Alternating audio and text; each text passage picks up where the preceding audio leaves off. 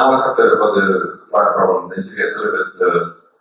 I have about 10 more minutes of dividing this into 2 different chunks before I can get Hassan to talk a little bit about some use cases with financial systems. So what I'm going to talk about is a use case that we use, and this is, I said that yesterday, we call it sexy, so you guys can remember how sexy is your blockchain. If it's not sexy, don't touch it.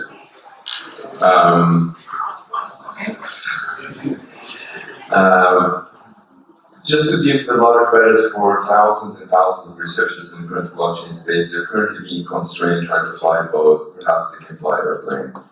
But what folks they're doing, we feel that's like you build cars first. Perhaps we now need the roads. Cars can better perform on roads. So what we're working on with the V2 is on a network packet. So any one of you familiar with TCP/IP, please raise your hand. Amazing! Wow. Okay, cool. So with TCP/IP, the packets, for those that are not familiar, if you were to be in Tokyo right now, and you're sitting where you are, you can have video chat with me because there are millions of those packets that get transmitted per second, back and forth. But not a single one of those packets can carry value.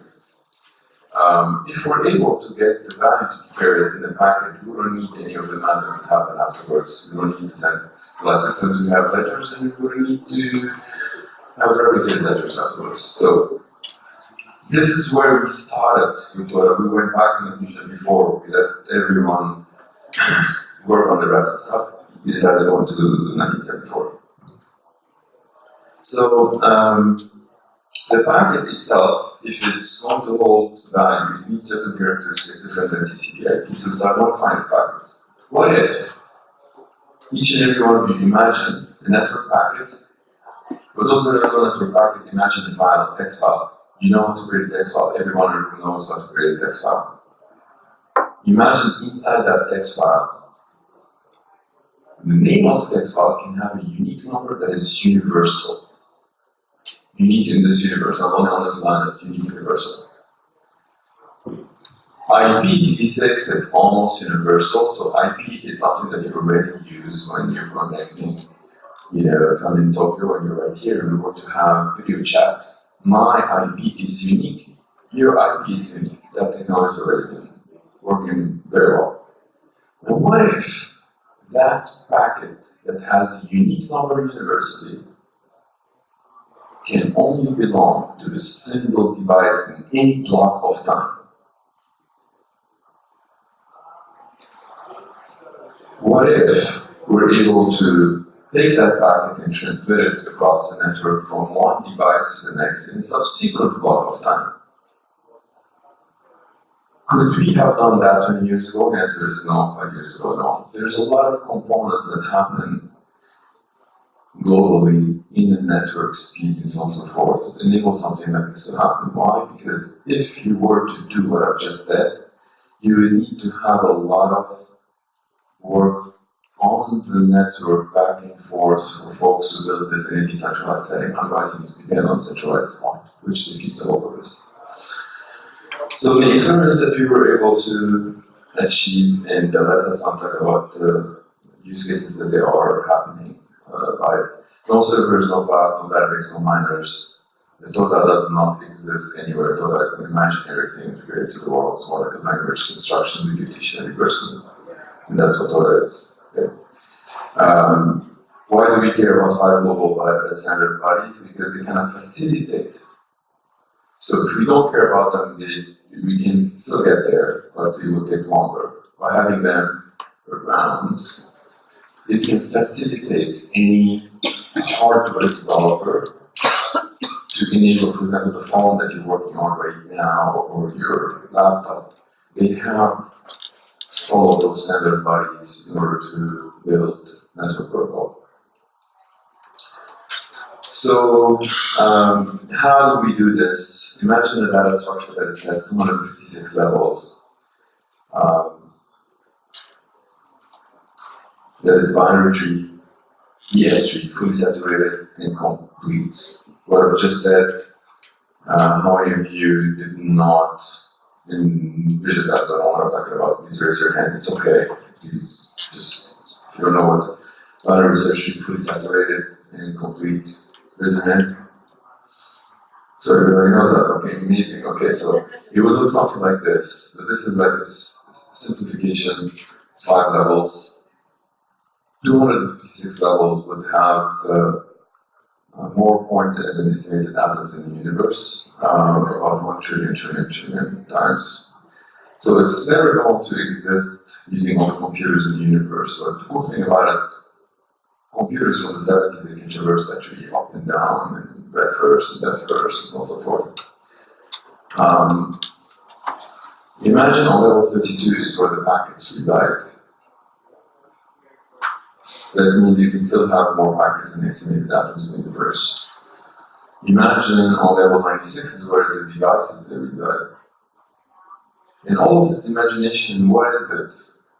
It's an imagination for computers that is common between all computers, so they can work in decentralized settings.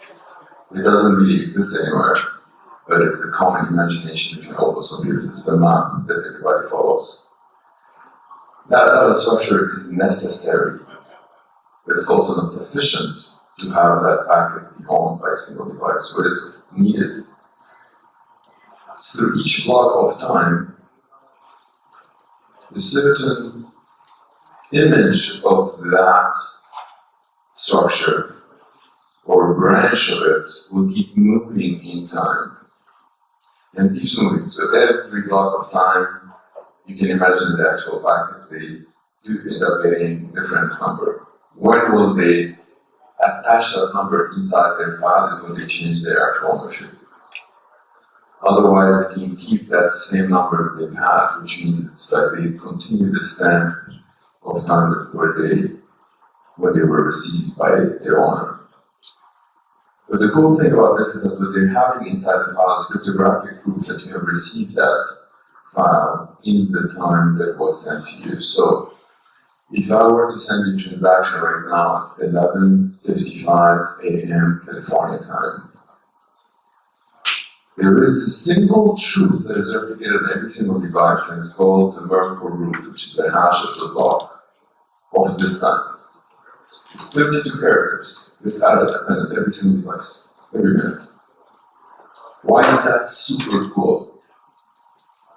Because if in 6 months you need to take that file that I'm actually giving you to take ownership of, and you need to give it to Fred or to John, whoever it is, you can show them instantaneously that inside the file you have a cryptographic proof that you have received it at 11:55 a.m. California time. And the hash of the block is sitting already in their device, and you need to ask anybody. Instantaneously, you're able to prove to anybody on the planet in a decentralized setting that you own what you said you own. Would they accept it and walk away? They could if it doesn't have a lot of value, but if it's a couple $1 million or whatnot, perhaps they need to wait until the end of the minute for the next block. Why? Because you could be malicious and have a copy of your wallet somewhere in Australia trying to transact between 2 people, because you can have that copy, you can have that proof. So the person who is receiving, they just need to wait 1 minute for the finality. When they have the ownership, they know that they own something that contributed to the creation of a global hash. This is super cool. So in the next 4 minutes, I just need to talk about one quick use case before we get into financial. This use case, I presented it last week in Biotech at Geneva University. It was a part of a lecture about AGI, Artificial General Intelligence. And the reason why I'm showing you this is that when you start thinking of value beyond just money. Value is pretty much anything that is valuable to you. And potentially, one other person will eventually need to be exchanged. It will eventually need to sit on something like Toda. So pretty much anything you can think of.